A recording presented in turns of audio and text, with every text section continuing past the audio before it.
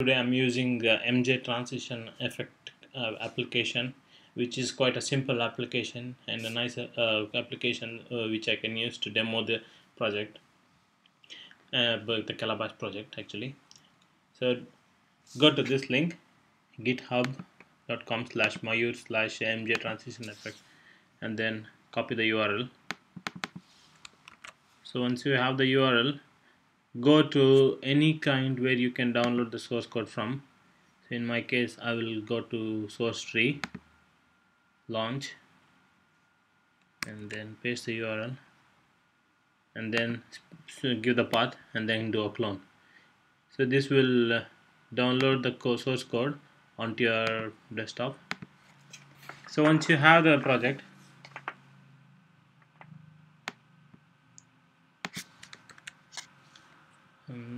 go to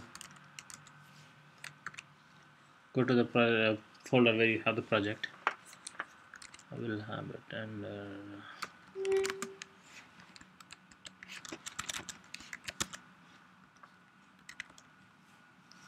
let me open the folder. So as you can see, we have an images folder, and there's a license thing and an Xcode project. So this is a pretty simple project. So there's no workspace and there are no dependent libraries. So any dependent libraries will be added along. They'll be added in the project itself. So let's launch this Xcode project file.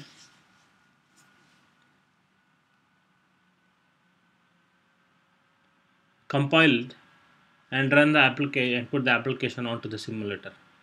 In case of iOS, if you want to do most of the Calabash testing, so you can do it on the simulator, and most of the times, say 95%, 95% of the time, whatever runs on the emulator will run fine on the device as well.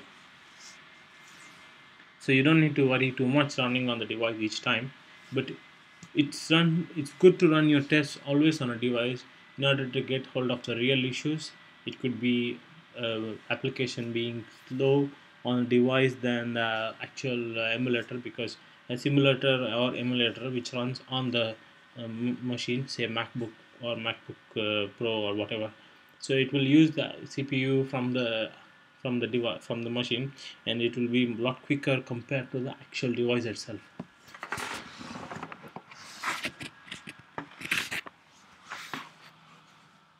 Okay, once I have launched the application, so go to product and do a clean just to make sure everything is compiled from the beginning. And then I've already added the Calabash scheme, so initially you will not have any scheme like that.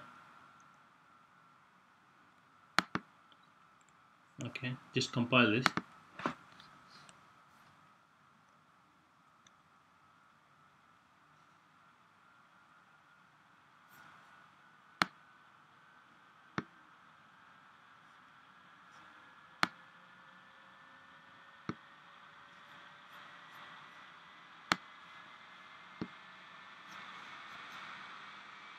Okay, you can see that the application is up and running. So in order to start the framework whole thing fresh, in order to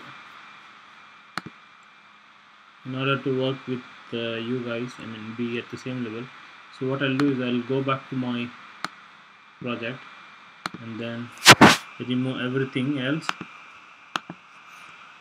and make it like a fresh project.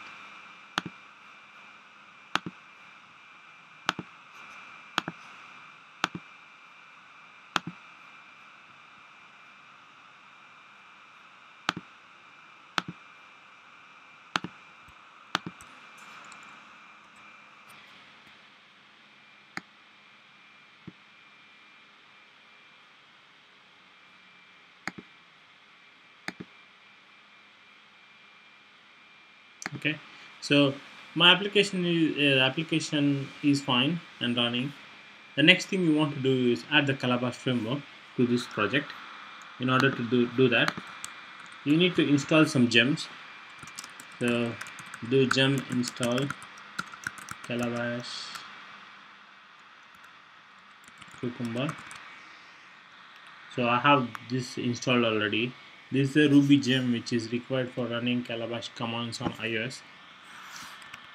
So if in order to check if it's already installed, the easiest way is to do a gem list, which will list the gems which are present on your machine and then show you if the gem was already present.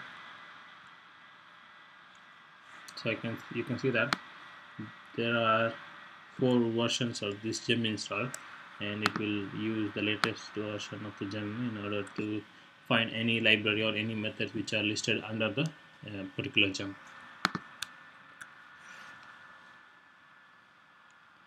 Okay, so we have the source code at this location, and we have the Calabash gem installed. So once we have both, the next thing we want to do is add the Calabash support to the existing project.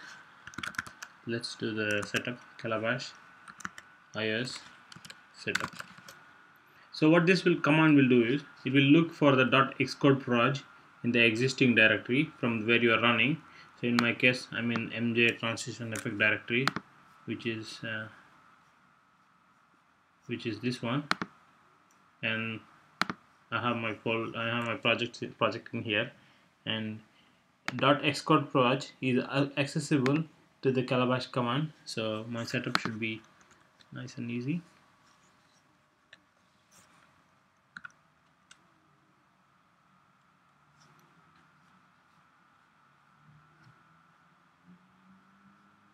Okay, there are 2 frameworks added, CF network and Calabash framework, which are added, and along with that there is a -cal target created, and there should be an -cal scheme created. So I'll just show you where are these schemes and targets created. Open.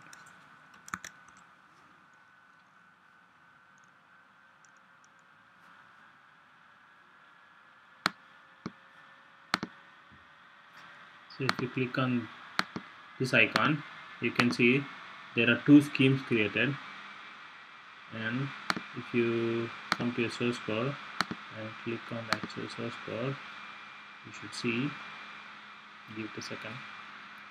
Okay, you should see another target created, so with the -cal. So what's the difference between the default target and this target is, if you go to build settings and search for other linker flags, there are 3 flags added, which is to basically include the Calabash framework and load it. So what happens is when you choose the -cal scheme and then start the application, previously, if you remember, previously we chose this default scheme instead of the -cal scheme. So in this time we will choose -cal scheme, and then run it on the simulator. Find out if Calabash can interact with this application or not. So before you do that, you can see at the bottom of this window that Calabash server was created with this version of the Calabash-Cucumber gem, and okay, there's a test server started on port 37265. So I've already explained what test server means in the previous tutorial where I was explaining architecture, but to give a little overview about that. So the port 37265 is used to communicate between your Mac machine and between the simulator or the device, whatever is running. So your machine will keep sending HTTP commands, post requests to the actual device or the simulator, which will then listen to this on port 37265 and then interpret those commands into actions. So in order for the Calabash to work and the Calabash query to work, so you should have a good communication established between your machine, which is sending the commands, and the device or simulator which is listening to this. So in order to do that, you should have a test server which should be started on the actual device or on the simulator. So when you run this project, any project for that sake, with -cal scheme, you should see test server started on port 37265. If you see this message, then 99% your Calabash commands will work fine. So in order to verify that, let's start the console. The Calabash console is used to interact between Calabash from your machine and the actual device, and this is the interpretive Ruby shell. So because of that, you'll be able to send one single command, and you'll be able to see the actual response on the simulator directly. You don't need to write a batch of scripts, or you don't need to write a piece of code which will actually run on the device. So instead of compiling and running, this way of doing it will be much quicker. So you know before you start writing your test that which commands will work when you add them into the test suite. So let's start just run this command calabash-is console. Application is launched. So let me start this. Launch the application myself again.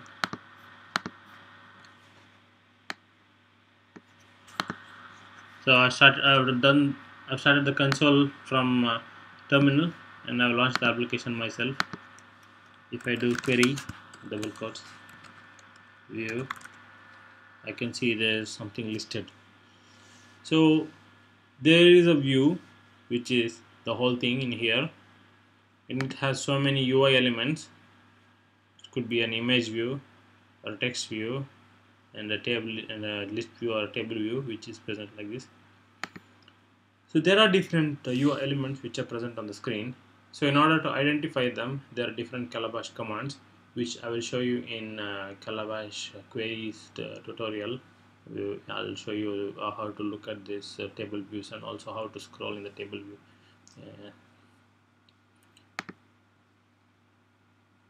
Okay, so let's look at how to identify one particular text on this view. In order to do that, type a command like this: query marked text Spain. So it didn't find. Sorry, this was wrong. Query view marked Spain. So there is one element with label Spain. So if you want to check some other text, say India, okay, you can also identify. So this way you can identify the elements on the screen. So you want to touch on this element.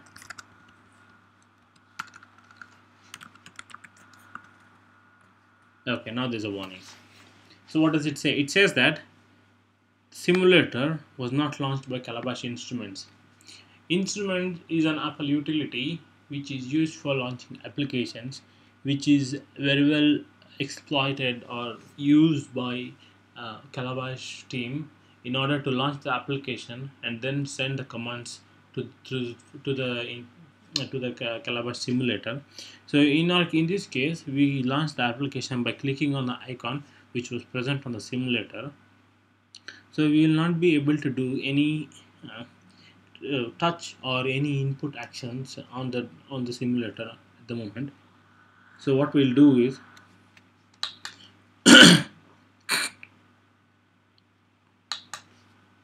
I will start this test server, type start and press tab. It will auto complete the whole thing.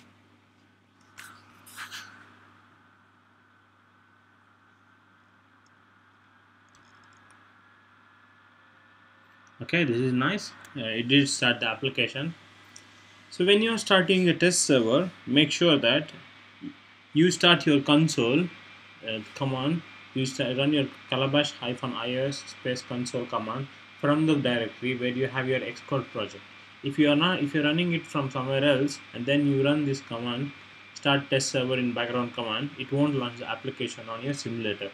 There's a way to do it, but I would prefer if you are in the folder where the application is present and run this command. So let's go back to our command where from where we wanted to click on India. So do touch view marked India. This was nice. So it did launch, it did click on the button, and then we are see that there's something happening on the application. So if I want to go back, so click on done. Okay, you're back to where you were. So this was a quick verification of how Calabash console commands are working on this application. So in this tutorial, you would have learned how to download the app, and then how to compile it, how to add the Calabash support, and also how you can run very basic commands on the application in order to verify the Calabash framework setup was complete. So that if these things are in place, it will help us to write the whole test suite properly. I mean, we don't want to start with writing test suite from where from before we have an application which is working with Calabash. So thanks for watching this tutorial. Have a nice day ahead.